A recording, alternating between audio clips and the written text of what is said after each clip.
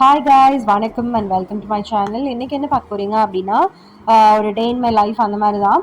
So lunch recipe தாங்க. இன்றைக்கி வந்துட்டு சாப்பாடு, கீரை கடையல், அதுக்கப்புறம் கேரட் பீன்ஸ் பொரியல். ஸோ இதுதான் வந்துட்டு இன்றைக்கி லன்ச் ரெசிபியாக இருக்க போகுது.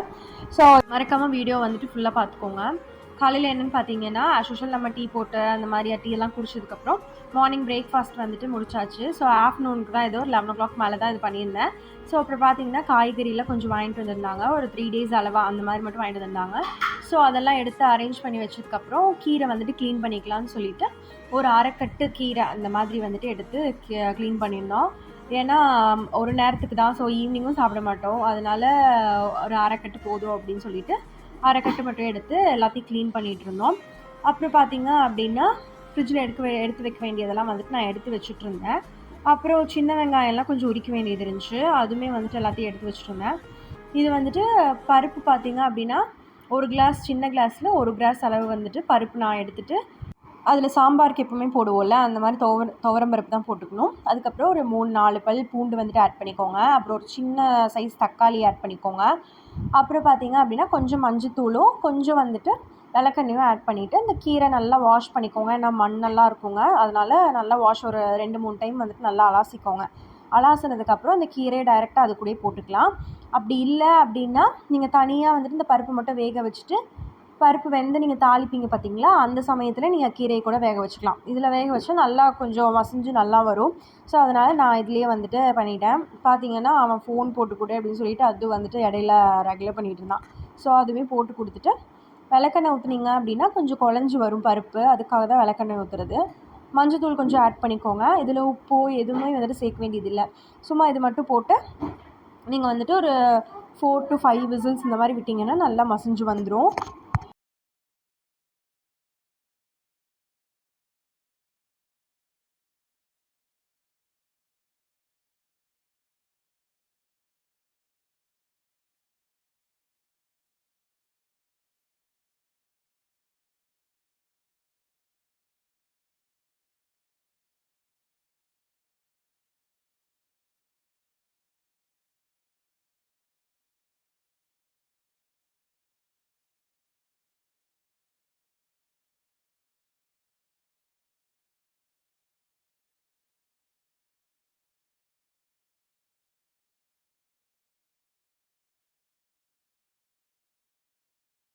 அப்புறம் பார்த்தீங்கன்னா சின்ன வெங்காயம் வந்துட்டு இதுக்கு சேர்த்துட்டிங்கன்னா நல்ல ஃப்ளேவர் கொடுக்கும். அதனால் சின்ன வெங்காயம், வரமிளகா, உப்பு, சாம்பார் தூள் இது மட்டும்தான் தாளிக்கிறதுக்கான தேவையானது.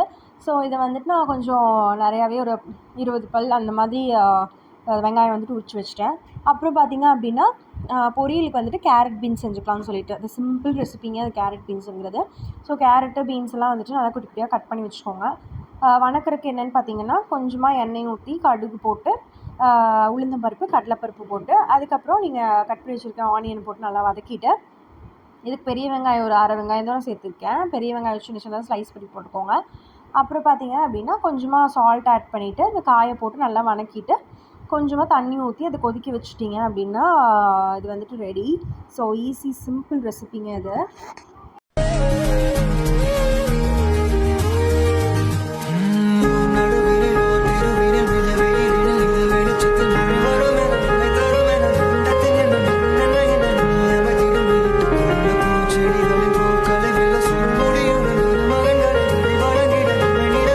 கேரட் நல்லா ஃப்ரெஷ்ஷாக இருந்துச்சு. ஸோ ஒரே ஒரு கேரட் தான் ஆட் பண்ணியிருக்கேன். ஏன்னா மத்தியானத்துக்கு மட்டும்தான் பொரியல் அப்படின்றனால ஒரு கேரட் மட்டும் ஆட் பண்ணியிருக்கேன். நீங்கள் சாம்பார் தூள் அதில் ஆட் பண்ணிங்கனாலும் இன்னும் நல்ல டேஸ்ட் கொடுக்கும். ஸோ நான் வந்துட்டு இன்றைக்கி ப்ளைனாகவே வந்துட்டு செஞ்சுருக்கேன். வெறும் சால்ட் மட்டும்தான், வேறு எந்த மசாலா ஐட்டம்ஸும் எதுவுமே ஆட் பண்ணல இதில்.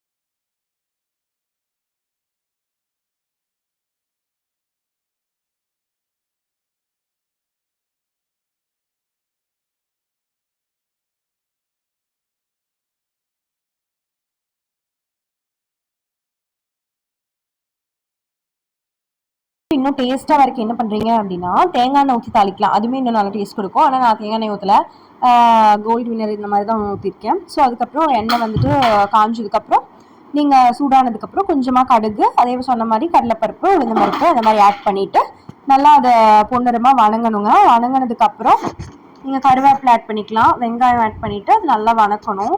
வணக்கினதுக்கப்புறம் நீங்கள் இது இருக்குது பார்த்தீங்களா, காஞ்ச மிளகா சொல்லுவாங்களே, வரமிளகா இருக்குங்களா, அது கூட ஆட் பண்ணிக்கலாம். நான் வந்துட்டு ஒரு 3 பச்சை மிளகா அந்த மாதிரி ஆட் பண்ணியிருந்தேன். கொஞ்சம் பெரிய பச்சை மிளகாவாக இருந்துச்சு. ஸோ அதனால் நான் 2 ஆட் பண்ணிக்கிறேன். நீங்கள் காரத்துக்கு தேவையான மாதிரி ஆட் பண்ணிவிட்டு இது நல்லா வணக்கிடுங்க. நல்லா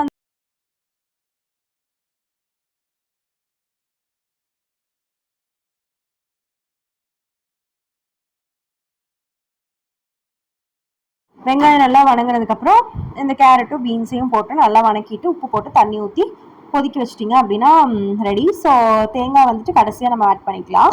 அப்புறம் பார்த்தீங்கன்னா இது பருப்பு வேக போட்டிருந்தோம்ல, அந்த பருப்பு வந்துட்டு வெந்துருச்சு. ஸோ அதை எடுத்து வச்சுட்டு இது வணக்கிடலாம். வணக்கினதுக்கு வந்துட்டு என்ன பண்ணணும் அப்படின்னா, சின்ன வெங்காயம் கட் பண்ணி வச்சுருக்கோம் பார்த்தீங்களா, அது நல்லா வெந்து வந்திருக்கு. ஸோ அதை தான் உங்களுக்கு காட்டுறேன் நான்.